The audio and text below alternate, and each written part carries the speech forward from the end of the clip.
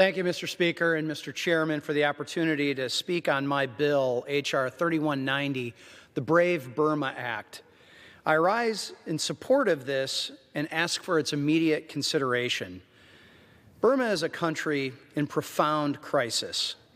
In February of 2021, a military-led junta toppled a democratically elected government and plunged the country into civil war. These actions, coupled with the March 2025 earthquake, created a humanitarian crisis that has left tens of thousands of Burmese dead or detained, while approximately 3.6 million people, nearly 6% of the population, is now displaced from their homes. In response to the calls for action from the Burmese diaspora in the United States and in my district, I introduced H.R. 3190, the Brave Burma Act. As I have mentioned many times before, issues involving Burma are near and dear to my heart, as well as to those of many of my Burmese constituents and members at the Battle Creek Burma Center in southwest Michigan.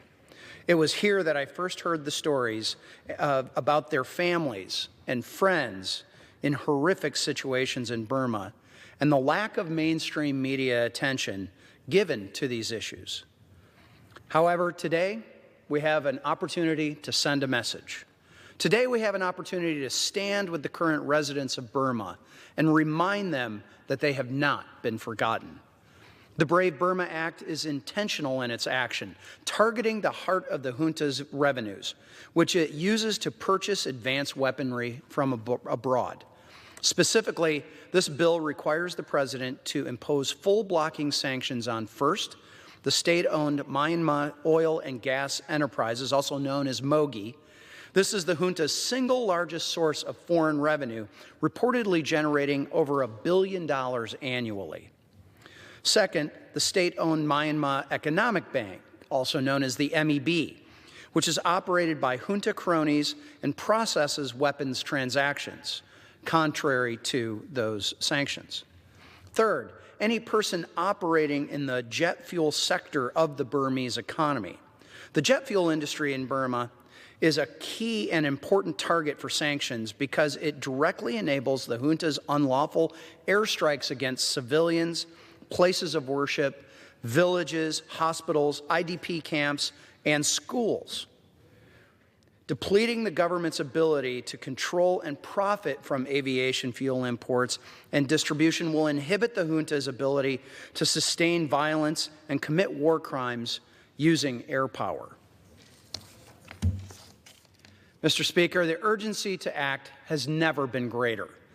Last month, it was reported that Iran had become the sole source of jet fuel to Burma. These secret shipments had not only given Iran much-needed cash and a new market, it allowed, though, Burma's military leaders to circumvent Western sanctions. The deliveries of jet fuel have been powered an expansive bombing campaign by the junta and that have struck more than 1,000 civilian locations, including Christian churches. While the military ruling class pledged open and fair elections, the sham process that took place last month should be viewed as a rigged farce and nothing more. Make no mistake, these mass atrocities will not stop until the current regime is crippled. With the support of the Trump administration, who has continued to turn up the pressure, Congress can shape the future of Burma by leveraging sanctions and financial oversight. The Brave Burma Act will strengthen U.S. efforts to disrupt authoritarian regimes, support democratic movements, and protect vulnerable populations. I'd like to take a minute and thank Congresswoman Betty McCollum, my co-chair of the Congressional Burma Caucus and an original co-sponsor of this particular legislation, as well as Representatives Ann Wagner and Seth Moulton, who helped to make this a truly bipartisan effort. Mr. Speaker, let me end with this. Since the 2021 coup, nearly 3 million Burmese have been driven from their homes. More than 75,000 people have been killed, and the military has swept up more than 30,000 political prisoners into detention, silencing those who oppose them.